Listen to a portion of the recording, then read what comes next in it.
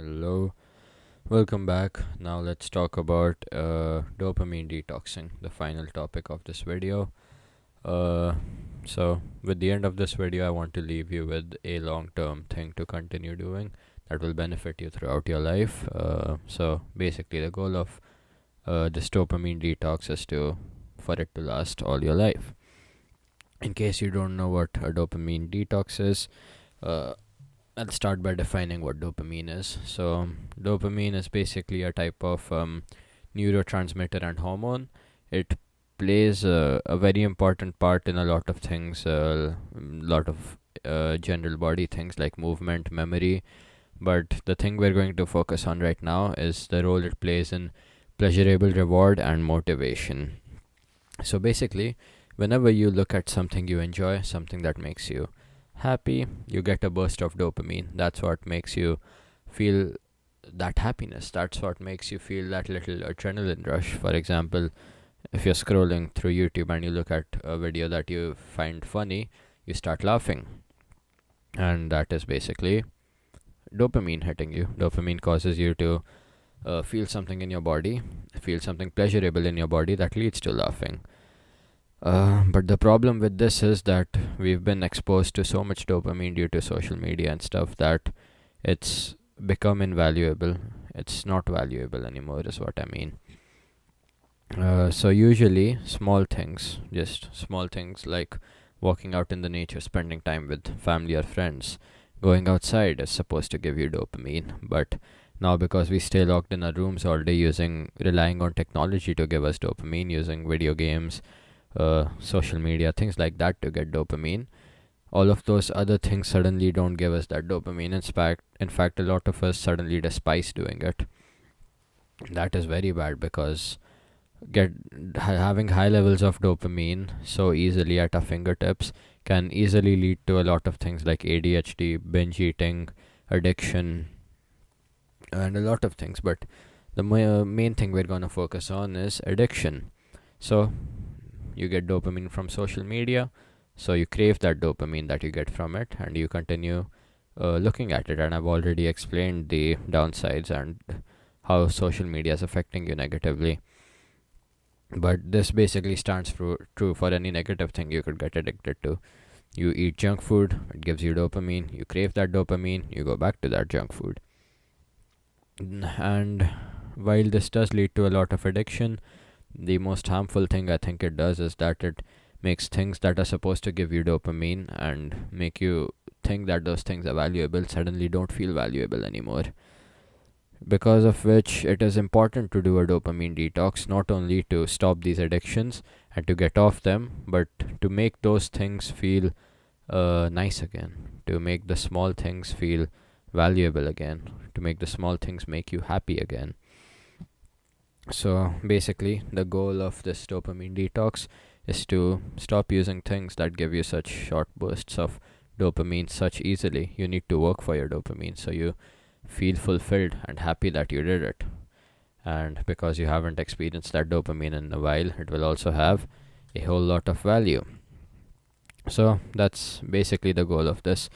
I'm sure some of you have seen those videos online of 24-hour dopamine detox challenge. That is very unsustainable because, like I've explained this before, you've been building that habit up for years. You're addicted to that dopamine.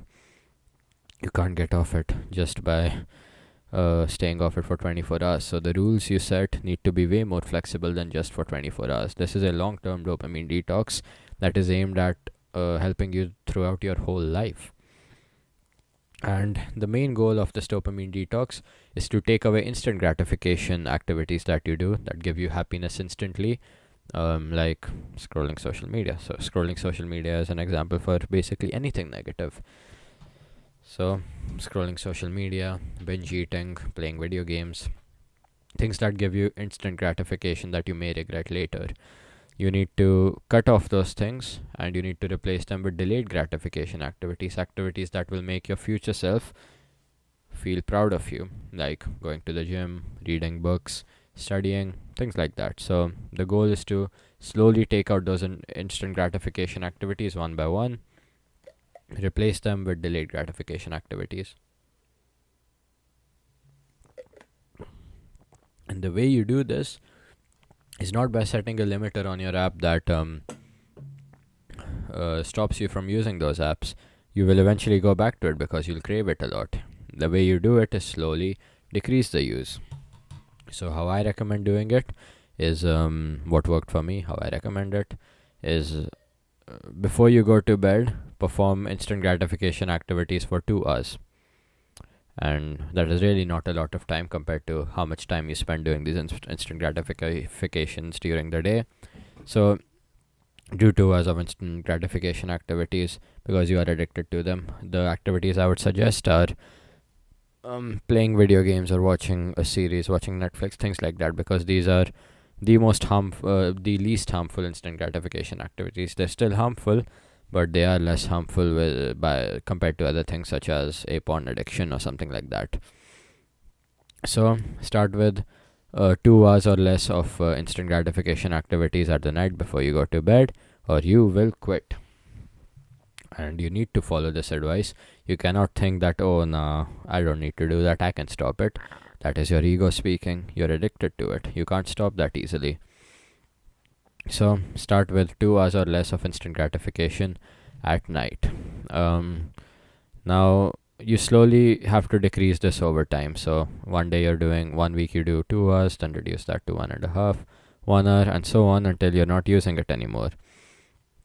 So decide what instant gratification activities you'll use beforehand, what instant gratification activities you'll indulge in for those 2 hours.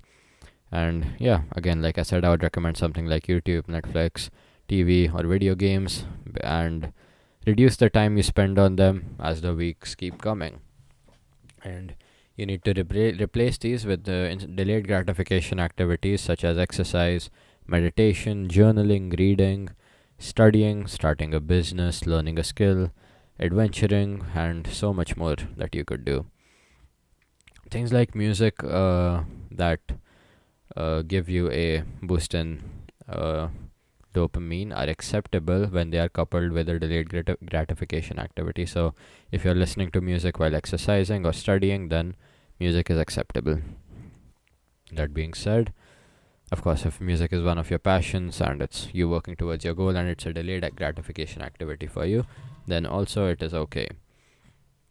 And now, before you start your dopamine detox, there's a few questions that you should journal about. So write these down, and these are basically focused on creating a big, strong why you're doing this. So the framework that I'm following is given by a YouTuber called Hamza, very famous self-improvement YouTuber. So I'll share this PDF of his dopamine detox checklist down below, which has a lot of the things I'm talking about. So just check that out, follow it through, but I will go over it and let you know the important parts of it, which you should follow. So the questions you should journal that are focused on creating a strong why for why you're doing this dopamine detox are: the first question, what is it about your normal life that you are not okay with? The second question, what is the purpose of this dopamine detox? Third question, how long will you stay on this dopamine detox for? Fourth question, what would my life be like for me to consider this dopamine detox a success? So what's the success criteria for this dopamine detox? And the final fifth one, what are the main things I aim to improve during this dopamine detox? So what about yourself do you want to improve through this dopamine detox? And give detailed, but more importantly, genuine answers to these questions, because they will decide how disciplined you stay with this dopamine detox. That being said, the next thing you do is set up a daily timetable. Write down or set up an ideal day for you. Waking up the ideal time you want to, studying, following your hobbies, eating well, meditating, sleeping well, all of those things. Include the perfect ideal day with no instant gratification activities. Of course, you will not follow this consistently in the beginning, but the goal of this timetable is just to let you know that there is something productive you could be doing at any point in the day. So eventually, when you stop doing instant gratification activities, it's not like you're sitting idly and you don't know what to do anymore. You know what to do. You have things to replace that, something you could be doing the entire day. so that this entire dopamine free day becomes a habit. And then once you are exposed to a little bit of dopamine again, may that be through talking to people, eating good food, any of that, you will feel very much happier again, and you'll feel much better about yourself. So make a schedule, and then I believe in the PDF you'll also find a weekly checklist to follow, to come back to and journal certain things about how your progress is going. So go through that, start doing that too, but first start with everything I just mentioned. Journal those questions, start reducing the time you spend on instant gratification activities. That is very important, and dopamine detox will help you with basically everything in self-improvement, everything that you're aiming to achieve. Letting your mind calm down, focusing more. A dopamine detox will help you with all of that. Depression, anxiety, you name it. Dopamine detox will help. So start this long-term dopamine detox. That is what I want to end this course with. And just begin this dopamine detox. Start implementing it into your life, and slowly watch yourself feel more fulfilled and watch your life change for the better. So I hope this course helped you. I hope you listened well and took good notes of how you're going to implement all of these techniques I talked about into your life. And I also hope you gained some new knowledge that you didn't know about before regarding the human mind and how mental health affects us and why it's important and things like that.